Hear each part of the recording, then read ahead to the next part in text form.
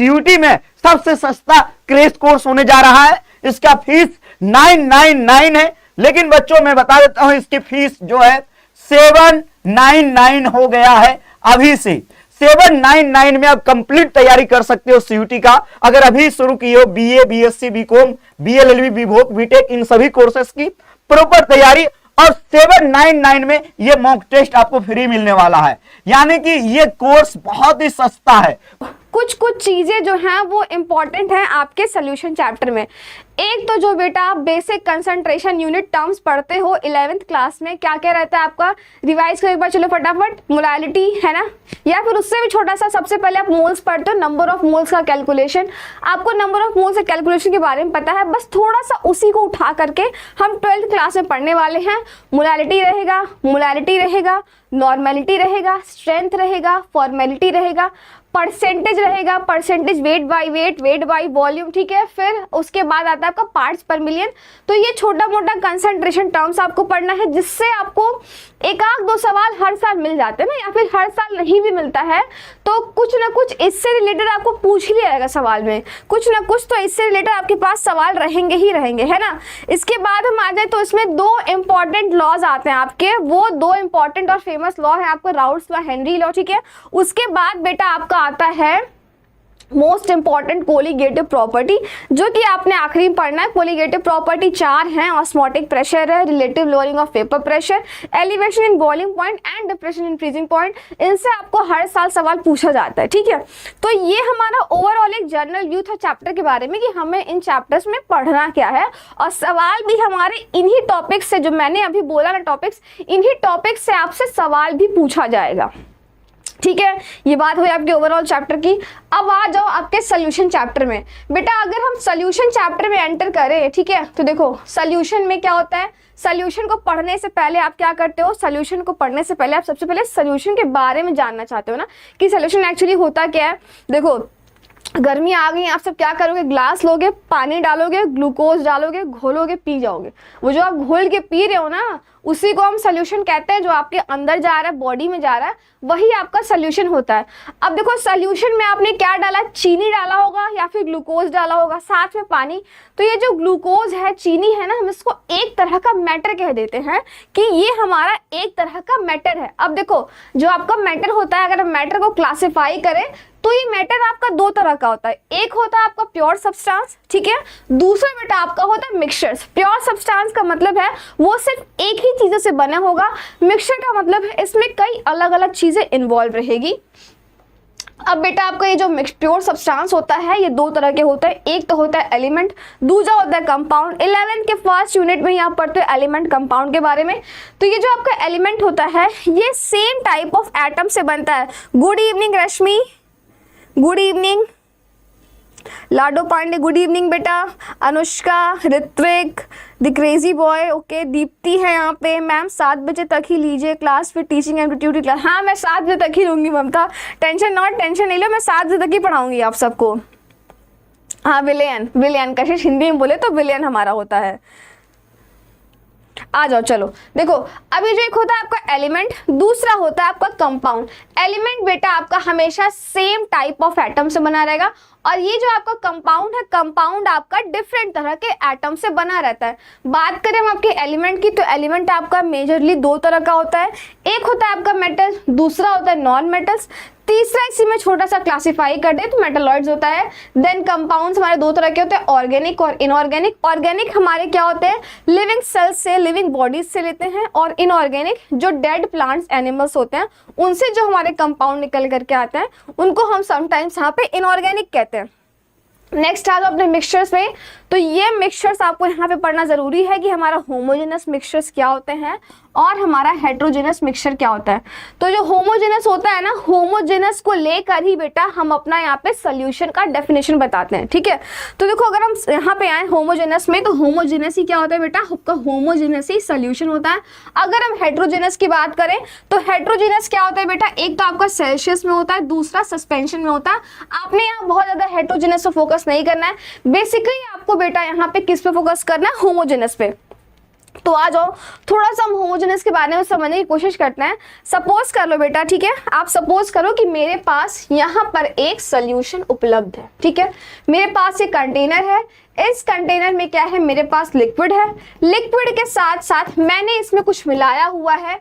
क्या मिलाया हुआ है? मैंने इसमें बेटा यहाँ पे शुगर मिलाई हुई है, साथ ही में मेरा यहाँ पे वाटर प्रेजेंट है। अब जो तो ये सोल्यूशन अगर होमोजेनस है, ठीक है, होमोजेनस का मतलब है एक समान, ठीक है, समान मिश्रण होना, पूरा मिश्रण जो है वो एक तरह से घुला हुआ है। यदि आप यहाँ भी जाओ तो यहाँ भी आपको क्या मिलेगा, चीनी मिल जाएगा, पानी मिल जाएगा। आप यहाँ आ जाओ तो आपको भी चीनी पानी मिलेगा। यहाँ आओ, मतलब किसी भी डायरेक्शन में जाओ सोल्यूशन के, इधर जाओ, इधर जाओ और इधर जाओ, किसी भी तरफ आपको बेटा समान मिश्रण मिलेगा अपने शुगर और वाटर का, मतलब चीनी और पानी का, ठीक है। अच्छा ठीक है ना, तो आपको समान मिश्रण मिलेगा चीनी और पानी का बेटा। इसी को हम कहते हैं अपना होमोजेनस, मतलब समान मात्रा में घुलना। यही हमारा यहाँ पे होमोजेनस सोल्यूशन कहलाता है। अब देखो एक और आपको यहाँ पे जो समान मात्रा में घुले हुए सोल्यूशन होते हैं बेटा, जो समान मात्रा में घुले हुए आपके सोल्यूशन होते हैं, विलयन होते हैं, इसी में क्या होता है ना, इसी में आपको क्या होता है, जो अलग अलग कुछ चीजें होती हैं, कौन कौन से है ना, जो अलग आपकी कुछ चीजें होती है, जैसे टेम्परेचर, मतलब ताप कितना है, भार कितना है, वो सारी चीजें आपके इसमें समान रहती है। मतलब आपका यहाँ भी जितना ताप है वही ताप यहाँ भी रहेगा, वही ताप बेटा आपका क्या रहेगा, यहाँ पे भी रहेगा, वही ताप आपका यहाँ पे भी रहेगा। मतलब पूरे इसमें देखिए विलयन में, तो इस विलयन में हमारा पूरा ताप, टेम्परेचर जो होता है वो बराबर ही रहता है। साथ ही में बेटा अगर हम बात करें यहाँ पे, है ना, साथ ही में बेटा अगर हम बात करें प्रेशर की, मतलब कितना दाब आ रहा है, तो यहाँ भी जितना दाब रहेगा उतना ही रहेगा, यहाँ भी उतना ही दाब और यहाँ पे भी उतना ही दाब। अगर हम बात करें चीनी की कि चीनी हमारा कितना है, तो देखो यहाँ पे जितना हमारा चीनी उपलब्ध होगा ना, यहाँ जितना चीनी उपलब्ध होगा, जितना पानी में घुला होगा, उतना ही चीनी बेटा हमारा यहाँ पर पानी में घुला होगा, उतनी ही मात्रा हमारी चीनी की यहाँ भी घुली रहेगी, ठीक है। तो इसको हम क्या करें बेटा, यही हमारा क्या कहलाता है यहाँ पे, होमोजेनस सोल्यूशन, ठीक है। यही हमारा यहाँ पे होमोजेनस सोल्यूशन करा रहा है, बराबर मात्रा में घुला हुआ है ना। तो यही हमारा क्या है बेटा यहाँ पे, होमोजेनस सोल्यूशन, जिसे हम कहते हैं समंगी मिश्रण, ठीक है, समंगी मिश्रण। ओके आदित्य, ठीक है, राहुल, निधि, ओके ठीक है। हिंदी में कोशिश करूंगी पढ़ाने की, हिंदी में जरूर पढ़ाने की कोशिश करूंगी आप सबको।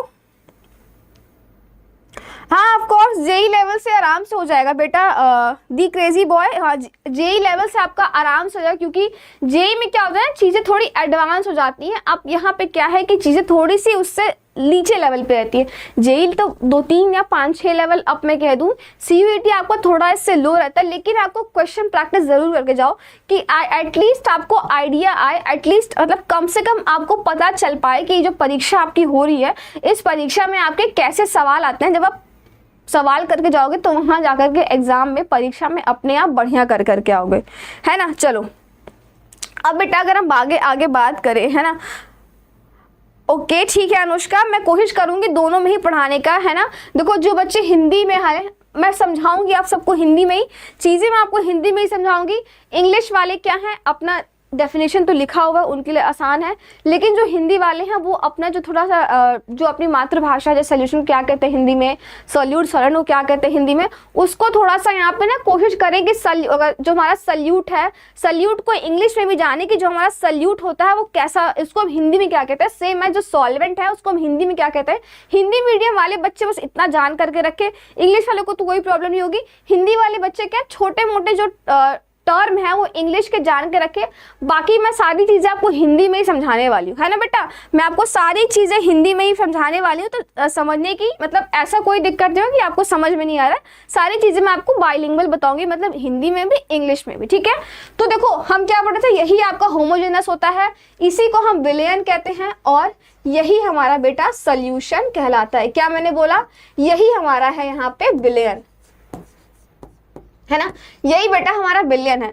अब आगे आ जाओ, अगर हम बेटा यहाँ पे सोल्यूशन की बात करें, ठीक है, अगर हम यहाँ पे सोल्यूशन के डेफिनेशन की बात करें तो देखो जो हमारा सोल्यूशन होता है ना, ये हमारा एक तरह का ऐसा होमोजेनस मिक्सचर है, मतलब ये हमारा एक तरह का ऐसा मिश्रण है जिसमें क्या होता है, आपके दो या दो से अधिक चीजें आपस में घुलकर समान मात्रा में घुली रहती हैं पूरे आपके दिए हुए मिक्सचर में, है ना, इसी को हम विलयन कहते हैं। मतलब मैंने क्या बोला, ये हमारा एक ऐसा होमोजेनस मिक्सचर है ऑफ टू और more than two more substances जो ये क्या रहते हैं, dissolve within a certain limit, एक लिमिट तक जा करके घुल के एक प्रॉपर मिक्सचर बनाते हैं, प्रॉपर होमोजेनस सोल्यूशन बनाते हैं, इन्हीं को हम यहाँ पे सॉल्यूशंस कहते हैं। ठीक है, ये हमारा छोटा सा बेटा डेफिनेशन था सॉल्यूशन का। गुड इवनिंग रितेश बेटा, गुड इवनिंग मैम।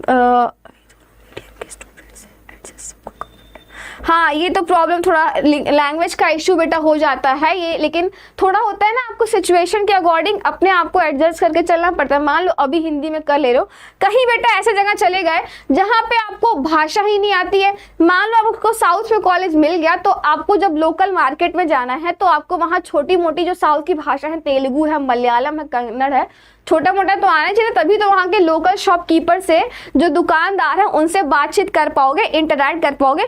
तो कोशिश किया करो ना थोड़ा इंग्लिश भी जानो, क्योंकि आगे तो आपको कॉलेज में एडमिशन लेना है तो इंग्लिश में ही पढ़ना पड़ेगा। तो छोटे मोटे जो टर्म है ना, बाकी इंग्लिश में जान के रखो, जो छोटे मोटे टर्म है, बाकी चीजें मैं हिंदी में आपको बताऊंगी। चलो आ जाओ, तो बेटा ये था हमारा सॉल्यूशन, है ना।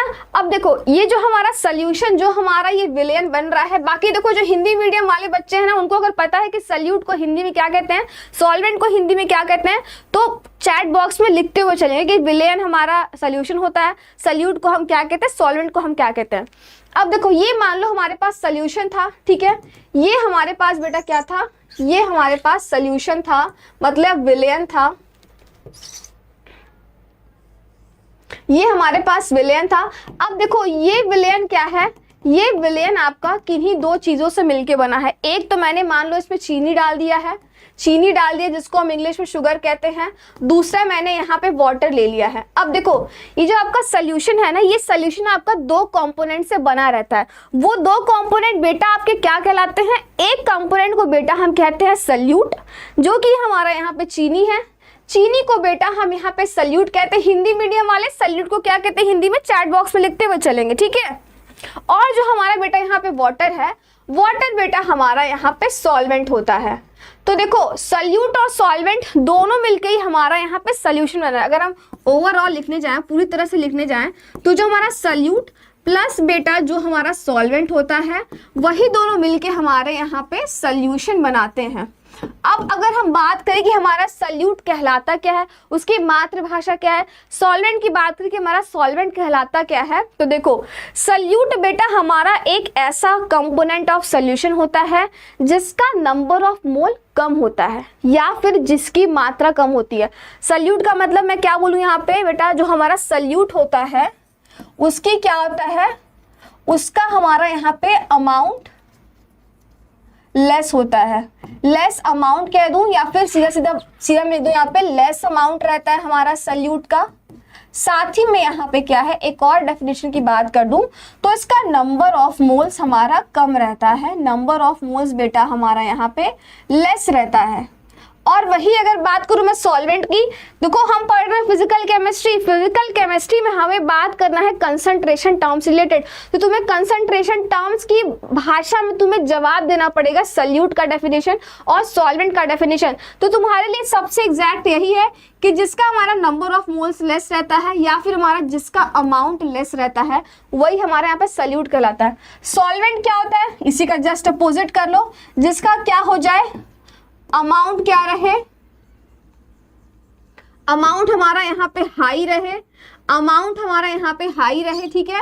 अमाउंट हाई होने के साथ ही साथ में क्या हो जाए बेटा, इसका number of moles, physical chemistry की भाषा में अगर हम बात करें तो इसका नंबर, देखो ऐसे क्वेश्चंस आते हैं एमसीक्यू में दे करके तुम्हें दे करके बजा देगा कि which of the following is a solvent, जिसका नंबर ऑफ मोल्स लेस है, जिसका नंबर ऑफ मोल्स ज्यादा है, या फिर जिसका वॉल्यूम ज्यादा है, जिसका कंसंट्रेशन कम है।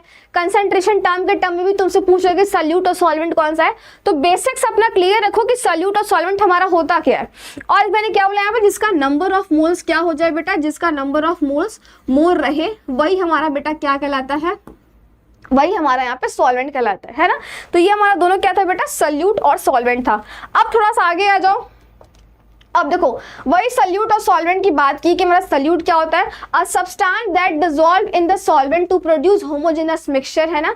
ऐसा सब्सटेंस जो किसी चीज में घुलता है, ये तीसरी डेफिनेशन आपको मिली यहाँ से, है ना।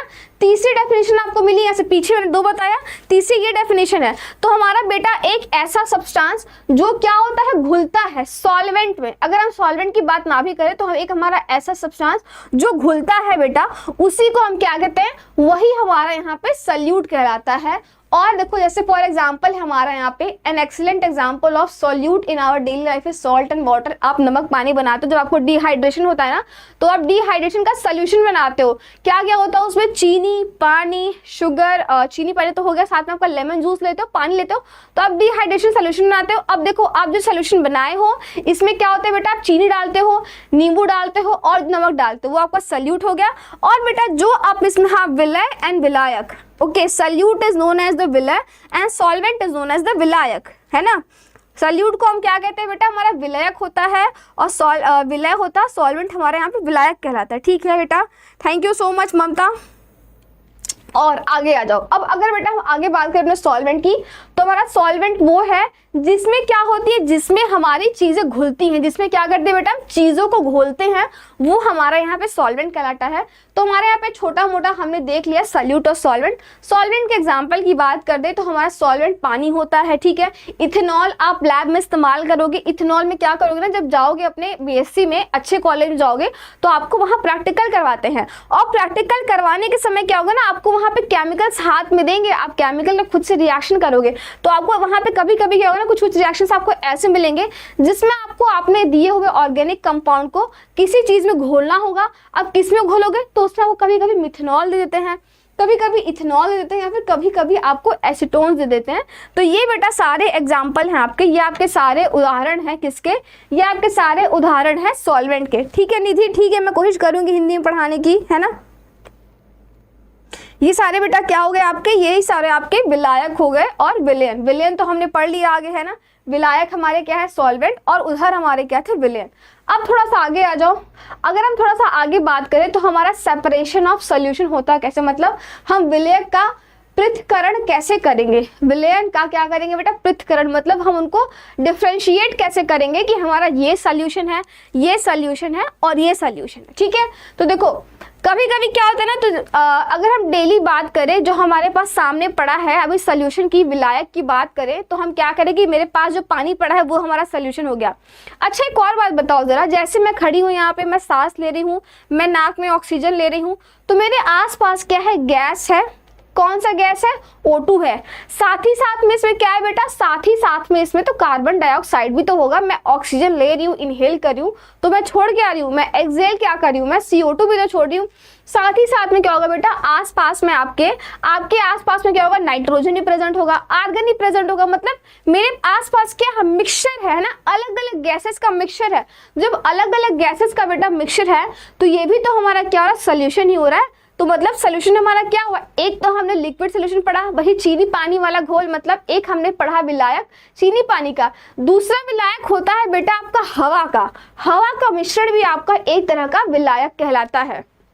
और एक बात कर ले बेटा हम यहाँ पे ठोस विलायक की, तो ठोस विलायक देखो क्या होता है, आपके दांत में इस्तेमाल होता है। अब बोलोगे मैम दांत में कैसे इस्तेमाल, क्या हो गया, क्या रिप्लाई करूं मैं, बोरुआ ऑफिशियल, क्या क्वेश्चन है, जरा फिर से बोलो बेटा, मैंने देखा नहीं आपका कमेंट अभी।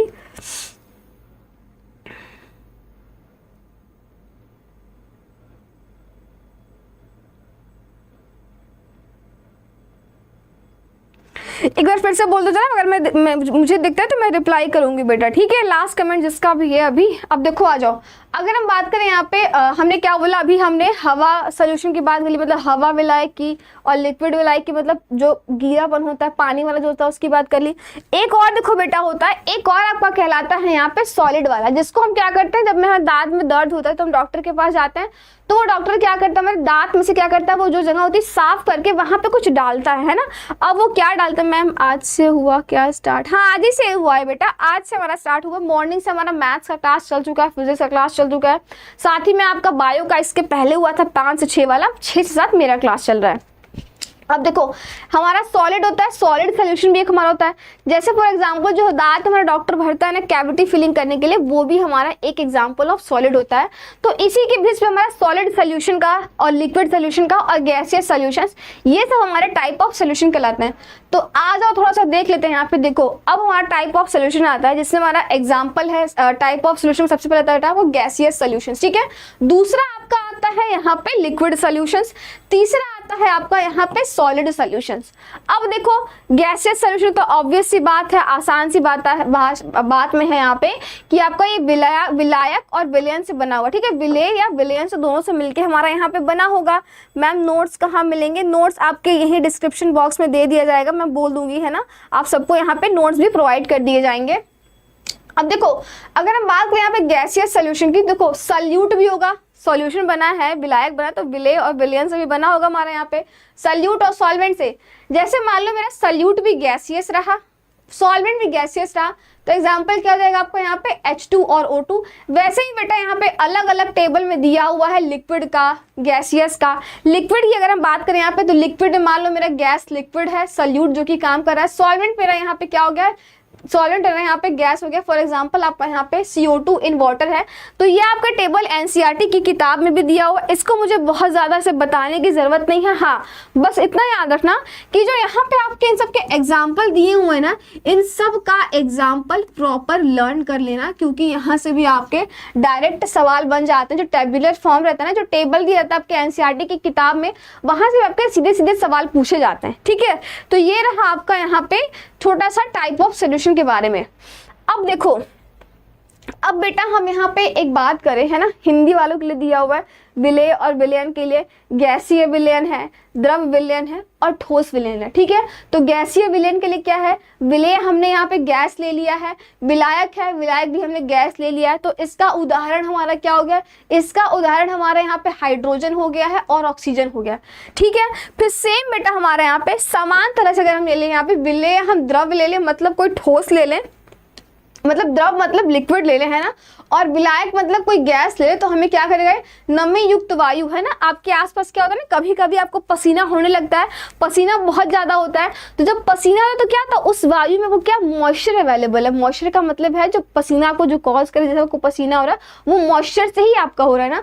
तो वो भी हमारा एग्जाम्पल हुआ एक द्रव और क्या, द्रव विलेय, और गैस क्या हो गया हमारा विलायक का। तो ये बेटा आप भी हिंदी वाले भी सेम काम करेंगे, इसको समझ के बढ़िया से याद कर लेंगे, है ना, इसको समझ के बढ़िया से याद कर लेंगे, क्योंकि यहाँ से भी आपका सीधा सीधा सवाल पूछा जाता है। मुझे ये बहुत ज़्यादा लग नहीं रहा है कि बताने की आवश्यकता है, क्योंकि NCERT में जब आप खोलते हो ना, मुझे लग रहा है दूसरे या तीसरे पन्ने पे ही ये छोटा सा आपका टेबल किताब में दिया रहता है, तो आप उसको कई बार पढ़ते आ रहे हो। और इसका एग्जाम्पल अगर आप समझ गए ना, अपने जब समझ गए तो अपने से भी उदाहरण यहाँ पे बना सकते हो, है ना। चलो आ जाओ बेटा, आ जाओ आगे। अगर हम बात करें यहाँ पे आगे, अगर हम बात करें तो यहाँ पे छोटा सा एक और कॉन्सेप्ट आता है कि मान लो जैसे हमने पढ़ लिया अभी सल्यूट और सॉल्वेंट, है ना, मान लो हमने यहाँ पे पढ़ लिया अभी सल्यूट और मैंने यहाँ पे बेटा ले लिया अपना सॉल्वेंट, ठीक है। कभी कभी क्या होता है ना, आपको क्या दे देगा, आपको एक सोल्यूशन दे देगा, ठीक है। आपको क्या करेंगे बेटा, आपको क्या करेंगे, यहाँ पे एक सोल्यूशन दे देंगे, ठीक है। आपको यहाँ पे क्या करेंगे बेटा, एक सोल्यूशन दे देंगे, और ये सोल्यूशन दे करके आपसे पूछेंगे, है ना, ये सोल्यूशन दे करके आपसे पूछेंगे कि मुझे बता दो जरा, जो आपका सॉल्वेंट है उसका फेज क्या रहेगा। मतलब जो आपका सॉल्वेंट है, जो आपका दिया हुआ, जैसे मान लो मेरा सोल्यूशन था, है ना, विलायक था मेरा ये, ये मेरा विलायक दिया हुआ था, ठीक है, और ये विलेय और विलयन से मिलके बना होगा। तो कभी कभी क्या होता है ना, इस सोल्यूशन को, इस विलायक को देख करके आपसे पूछेंगे कि इसका फेज क्या है, ठीक है। आपका जो दिया हुआ सॉल्वेंट है बेटा, इसका फेज क्या है। तो जो आपका सोल्यूशन का फेज होता है, या फिर हम बात करें जो आपका सॉल्वेंट का फेज होता है, वही आपका सोल्यूशन का भी फेज आता है। मतलब सीधी बात यहाँ पे ये है कि जो आपका फेज ऑफ सॉल्वेंट होता है ना, जो आपका दिया हुआ सॉल्वेंट है, वही आपका बराबर हो जाता है यहाँ पे फेज ऑफ सॉल्यूशन के बराबर। फेज ऑफ सॉल्यूशन के बराबर ही आपका सॉल्वेंट का फेज रहता है। तो जैसे ऐसे कभी एग्जांपल मान लो दे दे कि है ना, आपको मान लो दे दे उदाहरण के लिए कि आपके पास यहाँ पे सल्यूट मान लो मेरे पास है, सल्यूट मान लो मेरे पास चीनी है, ठीक है, सल्यूट मान लो मेरे पास चीनी है या फिर शुगर है, और सॉल्वेंट मेरे पास यहाँ पे वाटर है, ठीक है, सॉल्वेंट मेरे पास यहाँ पे वाटर है। तो इन दोनों को देख करके बताओ कि जो हमारा सोल्यूशन निकल करके आएगा, इन दोनों को मिला करके जो हमारा यहाँ पे सोल्यूशन बन करके आ रहा है, उसका फेज क्या होगा, चलो बताओ। अब इसका फेज क्या निकल करके आएगा, तो इससे भी सवाल पूछा जाता है। सोल्यूट सॉल्वेंट दे करके आपसे फेज पूछ लेगा सोल्यूशन का, या फिर आपको सॉल्वेंट और सोल्यूट दे देगा, फिर पूछेगा कि सोल्यूशन का क्या फेज था, है ना, बताओ क्या हो जाएगा जरा यहाँ पे। फेज क्या होता है,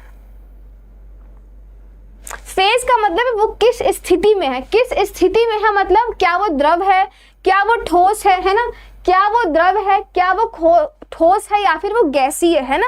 यहाँ पे फेज का मतलब बेटा यही होता है, बिल्कुल सही, लिक्विड होगा। फेज का मतलब यही है कि वो किस स्थिति में मौजूद है, क्या वो द्रव है, क्या वो हवा है, या फिर वो लिक्विड है ना, या फिर वो पानी की स्थिति में, ये आपसे पूछता है। बिल्कुल सही बेटा, हमारा ये गैसियस फेज में मौजूद रहेगा ना, हमारा ये स्थिति, हाँ बिल्कुल सही, फेज मतलब स्थिति, हमारा ये किस फेज में मौजूद रहेगा, तो बेटा ये हमारा लिक्विड में निकल करके आएगा, है ना, ये हमारा लिक्विड में निकल करके आएगा।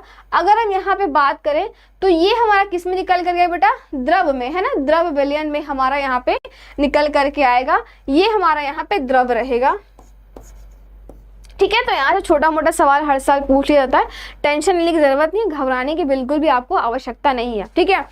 अब देखो इसी में एक छोटा सा और कॉन्सेप्ट है कि आपका बाइनरी सोल्यूशन क्या होता है। बाइनरी का मतलब जो दो चीजों को मिला करके बनाते हैं, वही हमारा बाइनरी सोल्यूशन कहलाता है। छोटा सा देख लो यहाँ पे बाइनरी सोल्यूशन क्या होता है।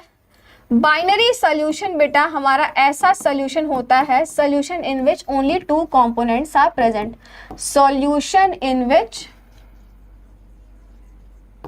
ओनली, जिसमें सिर्फ only two components are present, सिर्फ दो कंपोनेंट, कौन कौन से, सल्यूट सॉल्वेंट, विलेय विलयन, उसी को हम यहाँ पे बेटा क्या कहते हैं, विलायक कहते हैं, बाइनरी विलायक, है ना।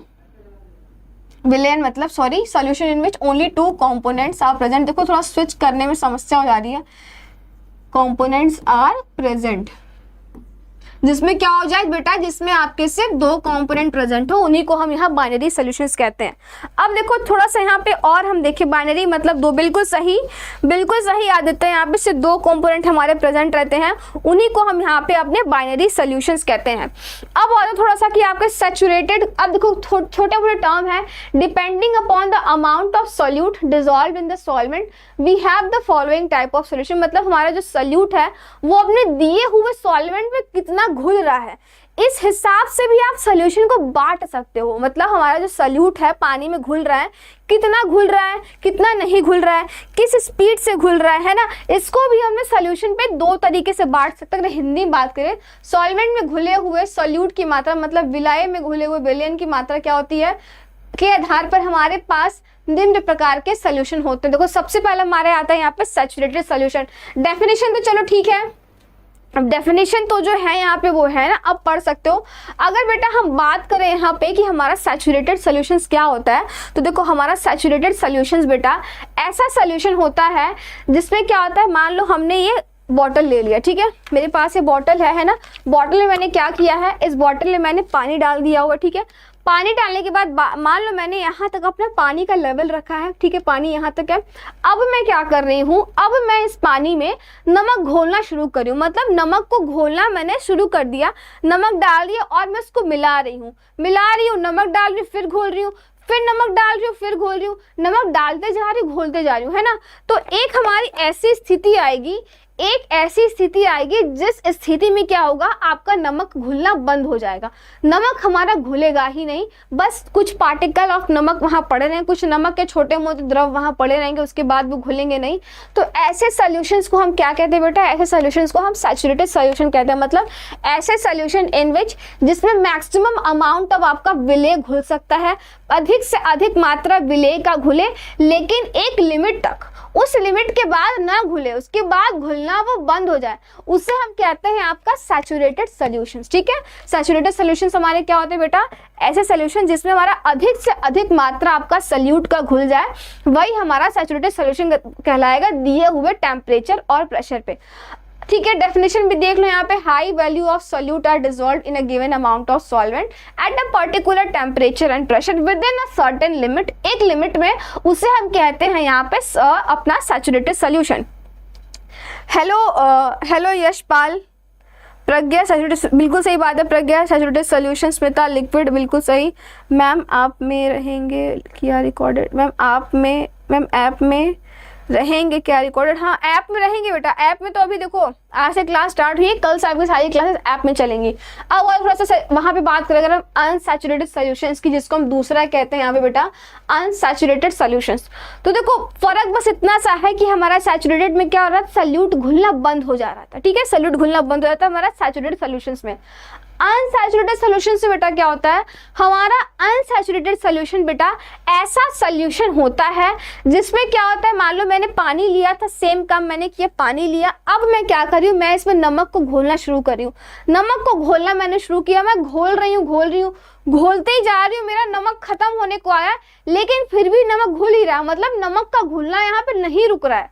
इसी को हम कहेंगे यहाँ पे अनसैचुरेटेड सॉल्यूशन, मतलब एक ऐसा सॉल्यूशन जिसमें क्या होगा, जिसमें आपका सॉल्यूट का मात्रा घुलता ही जाएगा, रुकेगा नहीं और घुलते जा रहा है, उसको हम यहाँ पे अनसैचुरेटेड सॉल्यूशंस कहते हैं। मतलब जिसमें इनफाइनाइट तो नहीं बोलो, लेकिन बहुत ही ज्यादा आपने अमाउंट ऑफ नमक घोल दिया फिर भी नहीं रुक रहा है, तो वो हमारे यहाँ पे क्या कहते हैं बेटा, यही हमारे यहाँ पे कहलाते हैं यहाँ पे अनसैचुरेटेड सॉल्यूशन। मतलब एक्सेस अमाउंट ऑफ सॉल्यूट हमारा क्या हो रहा है बेटा, यहाँ पे डिसॉल्व हो रहा है ना, एक्सेस अमाउंट ऑफ सॉल्यूट हमारा यहाँ पे डिसॉल्व हो रहा है, इसी को हम कहते हैं यहाँ पे अनसैचुरेटेड सॉल्यूशंस। ठीक है, अब तीसरा देखो होता है, तीसरा कहलाता है आपका यहाँ पे, तीसरा आपका यहाँ होता है सुपर सैचुरेटेड सॉल्यूशंस। ठीक है, ओके कशिश, सैचुरेटेड मतलब संतृप्त विलयन, अनसैचुरेटेड मतलब असंतृप्त विलयन। ठीक है, चलो बेटा आगे आ जाओ अब, है ना, आगे आ जाओ। चलो अब हम बात करें तीसरे अपने सुपर सैचुरेटेड सॉल्यूशन की। अगर किसी को सुपर सैचुरेटेड का हिंदी पता है तो वो भी यहाँ पे कमेंट कर सकते हो, है ना, आप भी यहाँ पे बेटा कमेंट कर सकते हो। चलो आ जाओ, देखो अब सुपर सैचुरेटेड सॉल्यूशंस बेटा हमारे ऐसे सॉल्यूशन, देखो solution is usually soluble even in solid form once cooled. An example of super saturated solution is sodium acetate in water. Sodium acetate salt in vinegar are water commonly solvent. मतलब यहाँ पे देखो बात ये है ना कि सुपर सैचुरेटेड सॉल्यूशंस हमारे ऐसे सॉल्यूशंस होते हैं असंतृप्त विलयन। ओके ठीक है कशिश, थैंक यू सो मच आपका। असंतृप्त विलयन हम कहते हैं यहाँ पे अनसैचुरेटेड सॉल्यूशंस को, असंतृप्त विलयन। आप लोग चैट बॉक्स भी कमेंट करते हो, बहुत अच्छे बच्चे बहुत अच्छे हैं यार, बच्चे बहुत अच्छे, बहुत सपोर्टिव हैं क्योंकि उनको हिंदी पता है तो वो यहाँ बता भी रहे हैं। ठीक है, चलो आगे आ जाओ। अब देखो हमारा सुपर सैचुरेटेड सॉल्यूशन बेटा ऐसा सॉल्यूशन जिसमें क्या होता है, आप सॉलिड को क्या लीजिए, जो आपका सॉल्यूट है मान लो वो ठंडा है, ठीक है, वो एकदम ठंडा है, आपने उसको क्यूब आइस क्यूब बना करके निकाला है। अब क्या करोगे, आप उसको अपने सॉल्वेंट में घोलोगे ना तब भी वो घुल जाएगा, घुलता ही रहेगा। उसी को हम कहते हैं यहाँ पे बेटा सुपर सैचुरेटेड सॉल्यूशन। मतलब ठंडी चीज भी क्या हो जा रही है, ठंडी चीज भी बेटा यहाँ पे हमारी क्या हो जा रही है। Ma'am I am pro in chemistry, okay संपूर्ण क्लासेस, ओके वेरी नाइस, बहुत अच्छी बात है बेटा, ये है ना। क्या हो रहा है उसमें, ठंडी चीजें भी बेटा आपकी घुलती जा रही हैं, इसी को हम यहाँ पे कहते हैं सुपर सैचुरेटेड सॉल्यूशन। या फिर अगर बेटा हम एक और बात करें यहाँ पे सुपर सैचुरेटेड सॉल्यूशन की एक और डेफिनेशन की बात करें तो कुछ लोग कहते हैं कि हमारा सुपर सैचुरेटेड सॉल्यूशन ऐसा सॉल्यूशन होता है जिसमें क्या होता है, हमने अपने सॉल्वेंट को गर्म कर लिया है, सॉल्वेंट को गर्म करने के बाद हम उसमें अपना सॉल्यूट डाल रहे हैं, मतलब हम उसमें अपना विलायक डाल रहे हैं, तो विलायक डाल रहे हैं, डालते जा रहे हैं, घोलते जा रहे हैं, घोलते जा रहे हैं, घोलते जा रहे हैं, गर्म करने की वजह से सोल्यूशन गर्म कर भी रहे हैं, घोल भी रहे हैं, तो क्या होता है, घुलते जा रहा है, घुलते जा रहा है गर्म करने पे। इसको भी हम कहते हैं यहाँ पे सुपर सैचुरेटेड सोल्यूशन, ठीक है, मतलब ठंडी चीजें भी घोल रही हैं और सॉल्वेंट को हम गर्म करके भी उसमें क्या कर रहे हैं, चीजें घोलते जा रहे हैं, घोलते जा रहे हैं, घुलते जा रहा है, तो वो हमारे यहाँ पे सुपर सैचुरेटेड सॉल्यूशंस कहलाते हैं, है ना। अब क्लियर हुआ होगा, तीन चीजों में अंतर पूछ लेगा आपसे कोई भी कि सुपर सैचुरेटेड क्या होता है, अनसैचुरेटेड क्या होता है और सैचुरेटेड क्या होता है। तो आप यहाँ पे साफ साफ किसी को भी बता सकते हो कि ये मेरा सैचुरेटेड है, ये मेरा अनसैचुरेटेड है और ये मेरे यहाँ पे सुपर सैचुरेटेड सॉल्यूशंस है, ठीक है। क्लास का टाइम है बेटा डेली 6 से 7, एवरीडे मंडे टू सैटरडे, सोमवार से शनिवार आपको 6 बजे से लेकर के 7 बजे तक आपको केमिस्ट्री क्लास पढ़ने को मिल जाएगा। क्लियर है, यहाँ पे बता दो बच्चों, क्लियर है। तब मैं आगे बढ़ूं थोड़ा और, मैं चैप्टर में घुसूं, मतलब चैप्टर में देखूं मैं है क्या, बताओ। चलो मैं आगे, अब चलो आ जाओ, ओके आ जाओ आ जाओ आ जाओ। चलो देखो, अगर हम बात करें अब अगले यहाँ पे सॉल्युबिलिटी का हमारा क्या मतलब होता है, ठीक है। सॉल्युबिलिटी का मतलब होता है हमारा यहाँ पे घुलना, घुलना, है ना, कि जो हमारे पास दिया हुआ विलायक और विलयन है वो कितना घुल रहा है। तो देखो, जो हमारा सॉल्युबिलिटी होता है is the ability of a solid, liquid और gaseous chemicals to dissolve in a given amount of solvent. मतलब जो हमारे पास सॉल्युबिलिटी होती है वो हमारे दिए हुए सॉल्यूट की, जो कि सॉल्यूट हमारा सॉलिड भी हो सकता है, द्रव हो सकता है, ठोस हो सकता है और हवा की तरह भी हो सकता है, वो कितना घुल सकता है अपने दिए हुए विलायक में, ठीक है। विलायक में हमारा कितना अपना दिया हुआ विलेय घुल सकता है, ठीक है, मतलब सॉल्यूट हमारे दिए हुए सॉल्वेंट में कितना घुल सकता है, उसकी एबिलिटी को, घुलने की क्षमता को, घुलने की क्षमता को ही, अपने सॉल्यूट के घुलने की क्षमता को ही बेटा हम यहाँ पे सॉल्युबिलिटी कहते हैं। कि हमारा सॉल्युबिलिटी मतलब जो हमारा सॉल्यूट है वो कितना घुल पा रहा है। Ability to dissolve in a given amount of solvent is known as, आपका यहाँ पे सॉल्वेंट है ना, is known as solubility. The solubility of a substance in a certain solvent is measured by a combination of complete solution। मतलब हमारा जो solution निकल करके आया है वो पूरा अगर घुल करके आ गया है, homogenized है, तब उसको देख करके बोल सकते हैं कि हाँ हमारा homogeneous solution है। तो इसमें हमारा solute पूरी मात्रा से घुल गया, मतलब उसकी जितनी ability थी पूरी तरह से घुल के यहाँ पे फॉर्म हो गया है। तो बेटा हमारा यही था यहाँ पे solubility की बात। अब देखो आगे आ जाओ थोड़ा सा। अब अगर हम बात करें कि हमारी कौन कौन सी चीजें जो होती हैं वो हमारे फैक्टर्स अफेक्टिंग सॉल्युबिलिटी है, सॉल्युबिलिटी को हमारी कौन कौन सी चीजें असर डालती हैं। तो सबसे पहले अगर फैक्टर की बात करें हम यहाँ पे, ओके थैंक यू बेटा, बहुत बढ़िया। देखो अगर हम बेटा बात करें यहाँ पे सबसे पहले फैक्टर की, तो हमारा सबसे पहला फैक्टर आता है यहाँ पे टेम्परेचर। टेम्परेचर का मतलब है ताप, है ना, टेम्परेचर का मतलब है यहाँ पे आपका ताप। जितना ताप पे आपका किस तरह से आपका सॉल्युबिलिटी होगा, देखो जितना ज्यादा ताप होगा उतना ही ज्यादा आपका घुलयन होगा, ठीक है, मतलब उतना ज्यादा आपका सामान घुलेगा, मतलब जितना ज्यादा आपका ताप उतना ज्यादा आपका घुलने की प्रक्रिया, मतलब उतना ज्यादा ही आपका सॉल्युबिलिटी हो जाएगा। मतलब solubility is directly proportional to आपका किससे, टेम्परेचर से। दूसरी बात करें आपकी पोलैरिटी की, ठीक है, पोलैरिटी का मतलब होता है आपके जो पास जो दिया हुआ सॉल्यूट है और सॉल्वेंट है वो पोलर है या नॉन पोलर है, ठीक है। पोलर नॉन पोलर का मतलब है जो आपके पोलर सॉल्यूट होते हैं वो पोलर सॉल्वेंट में डिसॉल्व होते हैं और जो आपके नॉन पोलर सॉल्यूट्स हैं वो नॉन पोलर सॉल्वेंट में डिसॉल्व है। मतलब इसका अर्थ ये है कि जो बेटा आपके पोलर सॉल्यूट्स हैं, जो हमारे पोलर सॉल्यूट हैं वो हमारे पोलर सॉल्वेंट के साथ ही, वो हमारे पोलर सॉल्वेंट के साथ ही घुलते हैं। साथ ही जो हमारे यहाँ पे नॉन पोलर सॉल्यूट है, जो हमारे बेटा दिए हुए नॉन पोलर सॉल्यूट्स हैं वो हमारे नॉन पोलर सॉल्यूट के साथ ही घुलते हैं, ठीक है। तो पोलैरिटी का मतलब यहाँ पे यही था। अगली बात करें अगर हम प्रेशर की, तो प्रेशर पे क्या होता है, प्रेशर बहुत ज़्यादा आपका फर्क नहीं डालता है। प्रेशर आपका बहुत ज़्यादा यहाँ पे बेटा फर्क नहीं डालेगा आपके दिए हुए, ओके थैंक यू बेटा, थैंक यू सो मच, बहुत बढ़िया, thank you ma'am, thank you Shreya, thank you so much, बहुत बढ़िया। देखो आ जाओ, प्रेशर देखो हमारा क्या होता है, जो ताप मतलब जो दबाव होता है, प्रेशर की बात करें यहाँ पे जो हमारा दबाव होता है, जो हमारा दबाव होता है बेटा वो बहुत ज्यादा फर्क नहीं डालता है आपके सोल्यूशन पे, अनटिल एंड अनलेस अगर आप पहाड़ पे जाके बैठ जाओ, पहाड़ पे जाके बैठो और वहां सोल्यूशन बनाओ तो वहां तो आपका प्रेशर क्या करेगा बेटा, वहां आपका प्रेशर असर डालेगा, जल्दी घुलेगा नहीं या कोई भी चीज, ठीक है। फॉर एग्जांपल ठंडी ले लो, ठंडी में क्या होता है, जल्दी घुलती है चीजें नहीं, ठोस बन के पड़ी रहती है। तो प्रेशर हमारा इतना ही से फर्क डालता है कि ठंडी और गर्मी का अलग अलग हमारा टाइम पे अलग अलग तरह से हमारा सल्यूट पानी में घुलता है। सेल साइज की बात करें, सेल साइज का मतलब हमारा यहाँ पे सल्यूट है ना, सल्यूट मतलब विलेय, विलेय, ठीक है। अगर साइज बड़ा है, अधिक है, ठोस है, आपस में बहुत मजबूती से जुड़ा हुआ है। What price of LPG, LPG का प्राइस तो मुझे भी नहीं पता है क्योंकि मैं तो सिर्फ खाना बना के खा लेती हूँ, एलपीजी का प्राइस नहीं देखने जाती हूँ, है ना। मैं एलपीजी का प्राइस नहीं देखती, मुझे बस मिलता है मैं खा लेती हूँ। अब तो सब क्या अंडरलाइन कनेक्शंस हो गए ना, गैस पाइपलाइन सब क्या हो गई है, तो उसके लिए भी फिक्स चार्जेस आते हैं अब एंड में। कहीं कहीं अभी भी गैस सिलेंडर लोग यूज़ कर रहे हैं, लेकिन इधर यूपी साइड में क्या है, जिधर मतलब हम लोग यहाँ बनारस में है ना, इधर क्या है, गैस पाइपलाइन कनेक्शन है, आपको ईयरली देना पड़ता है पेमेंट, जो कि बहुत बढ़िया, बहुत फायदा करता है, आपके पैसे काफ़ी बचा लेता है ये गैस पाइपलाइन कनेक्शन।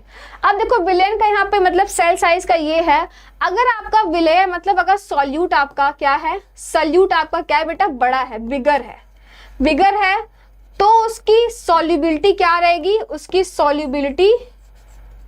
सॉल्युबिलिटी आपकी यहाँ पे स्लो रहेगी, है ना, सॉल्युबिलिटी यही आपकी स्लो रहेगी। अगर आप वही चीनी ले लो, क्या कर दो, पाउडर में दे दो, चीनी को पीस के घोलो और चीनी के क्यूब्स को घोलो, तो फर्क तो दिखेगा ना। चीनी के क्यूब्स क्या होंगे बेटा, चीनी के क्यूब्स आपके जल्दी घुलेंगे नहीं, वही जो चीनी का पाउडर है, चीनी का पाउडर आपका जल्दी घुल जाएगा, तो वही सेल साइज की बात कर रहा है। Motivation increases the speed of completion, motivation का अर्थ यहाँ पे यही है कि हमारा जो सल्यूट है, जो हमारा विलेय है, उसका नेचर कैसा है, वह किस तरह का है ना। तो यहाँ पे मोटिवेशन की बात यही किया है। तो ये आपका छोटा मोटा फैक्टर था जो आपके सॉल्युबिलिटी को असर डालता है कि सॉल्युबिलिटी हमारा जल्दी होगा कि नहीं होगा, ठीक है। चलो आगे आते हैं, हमारे टोटल 5 फैक्टर्स थे यहाँ पे, याद रखो तो बहुत बढ़िया, वरना आप अपने से अगर समझ गए हो कि हमारा विलायक क्या होता है, विलयन क्या होता है, तो उससे आप आसानी से फैक्टर्स अफेक्टिंग भी बना सकते हो। चलिए चलो आगे आ जाओ।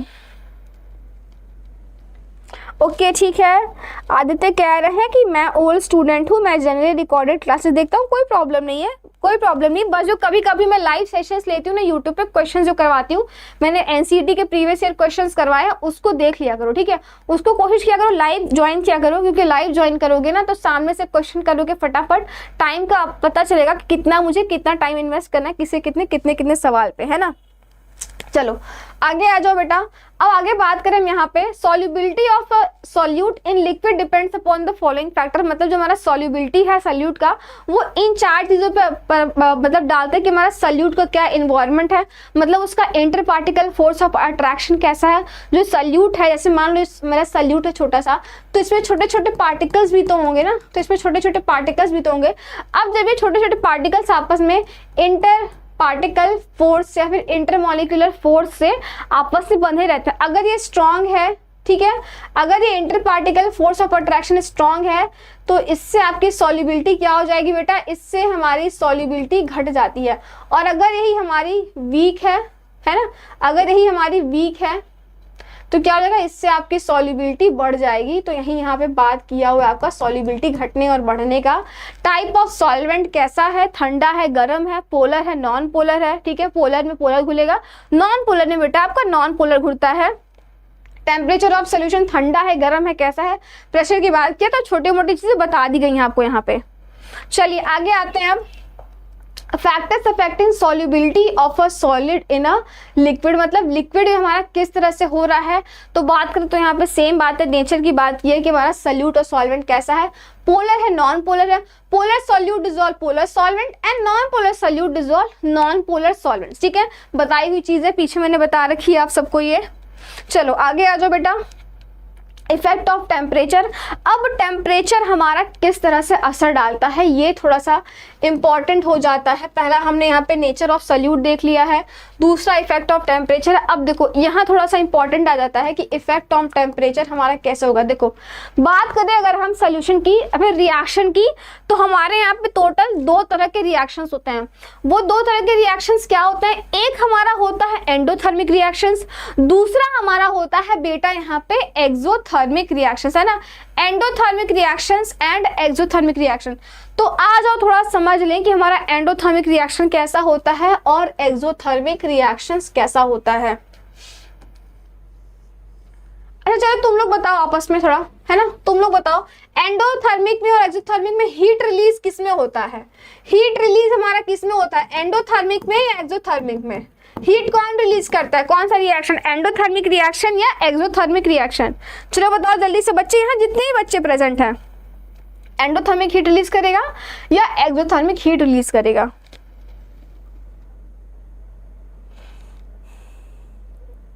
ओके अच्छा, संपूर्ण कह रहे कि एक सेशन आप इंपॉर्टेंट का ले लीजिए, ठीक है, इंपॉर्टेंट क्वेश्चन का भी सेशन लेंगे जरूर से यहाँ पे बेटा, इंपॉर्टेंट सेशन का भी हम यहाँ पे इंपॉर्टेंट टॉपिक क्वेश्चंस का भी सेशन लेंगे हम। बच्चे कह रहे हैं कि हमारा हीट रिलीज होता है एक्सोथर्मिक में, बिल्कुल सही बात है। देखो अगर मैं यहाँ पे हीट रिलीज की बात करूं तो मतलब ये हमारा सोल्यूशन है, ठीक है, ये हमारा क्या है, सोल्यूशन है, ये भी हमारा यहाँ पे सोल्यूशन है, ठीक है। अब देखो ये सोल्यूशन क्या कर रहा है, ये हमारा हीट रिलीज कर रहा है इन्वायरमेंट में।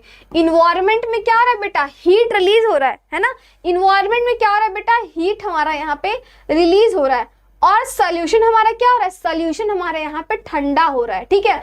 तो ऐसे सॉल्यूशंस या फिर ऐसे रिएक्शन जिसमें इन्वायरमेंट में हीट रिलीज होता है और सोल्यूशन को अपना ठंडा छोड़ देता है, इनको हम कहते हैं यहाँ पे एक्सोथर्मिक रिएक्शंस। ये हमारे बेटा कहलाते हैं यहाँ पे एक्सोथर्मिक रिएक्शन। ध्यान देना बहुत इंपॉर्टेंट है ये, है ना, मतलब सबसे आसान भाषा में अगर हम बात करें डेफिनेशन की तो एक्सोथर्मिक और एंडोथर्मिक का हमारा ये डेफिनेशन है। बात करें अगर हम एंडोथर्मिक की तो एंडोथर्मिक में क्या होता है, इन्वायरमेंट से हीट लेता है, हीट इवॉल्व करता है। हीट यहाँ पे क्या कर रहा है, हीट इवॉल्व ले रहा है, या फिर यहाँ पे बोले तो हीट कंज्यूम कर रहा है, हीट कंज्यूम कर रहा है अपना सोल्यूशन में हीट हो रहा है। सराउंडिंग को क्या कर रहा है, आपको जो सराउंडिंग है, जो आपका दिया हुआ सराउंडिंग है बेटा, वो क्या हो जा रहा है, वो आपका यहाँ पे leaving the surrounding cold. Solution क्या कर रहा है, सोल्यूशन अपने गर्म कर रहा है, अपने आसपास की हीट को खींच ले रहा है अपने सोल्यूशन में। खींचने से क्या हो रहा है, आपके आसपास इन्वायरमेंट में ठंडा बन जा रहा है, ठीक है। तो इन्हें हम यहाँ पे कहते हैं बेटा एंडोथर्मिक रिएक्शंस, है ना, मतलब heat absorb, exactly heat absorb कह लो या फिर हीट कंज्यूम कह लो, ठीक है।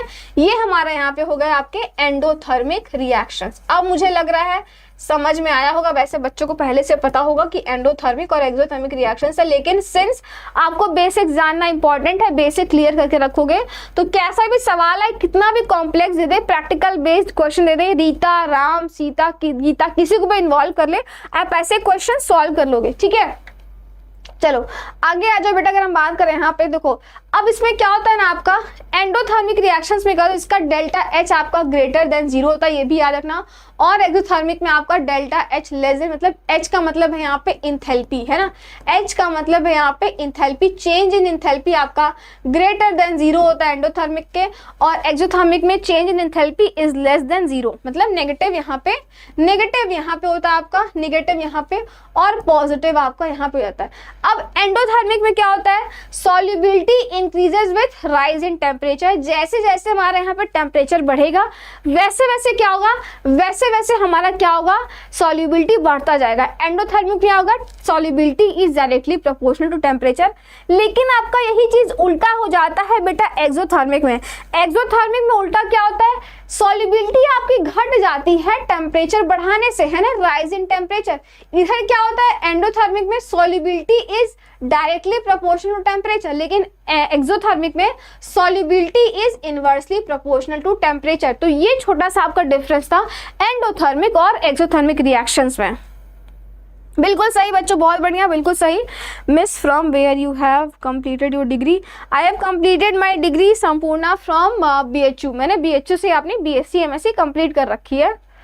चलो आगे आ जाओ, अगर हम यहाँ बात करें बेटा इफेक्ट ऑफ प्रेशर की, तो pressure does not have any significant effect on solubility in solid liquid as are highly incompressible, बहुत ज्यादा फर्क नहीं डालता है प्रेशर अनटिल एंड अनलेस आप पहाड़ के एकदम ऊपरी छोर पर जाकर के बैठ जाओ और एकदम भूतल के मतलब डिजर्ट में जाकर के बैठ जाओ, तब तक आपका प्रेशर क्या करेगा, बहुत ज्यादा असर नहीं डालेगा, है ना। आओ थोड़ा सा आगे बात और कर लेते हैं। तो देखो factors affecting solubility of liquid in gases में देखो आपका आता है यहाँ पे एक इंपॉर्टेंट लॉ जिसको हम कहते हैं यहाँ पे हेनरी लॉ। ठीक है, हमारा हेनरी लॉ। तो चलो कल की क्लास में, जो कि हमारी कल की क्लास होने वाली है, कल की क्लास से हम पढ़ेंगे अपना हेनरी लॉ। आज की क्लास में हम अब बेटा अपना इतना ही रखते हैं कि फैक्टर्स अफेक्टिंग सॉल्युबिलिटी क्या है। मुझे लगता है आप सबको समझ में आया होगा, ज़रूर समझ में आया होगा। बताओ बेटा क्लास कैसी लगी।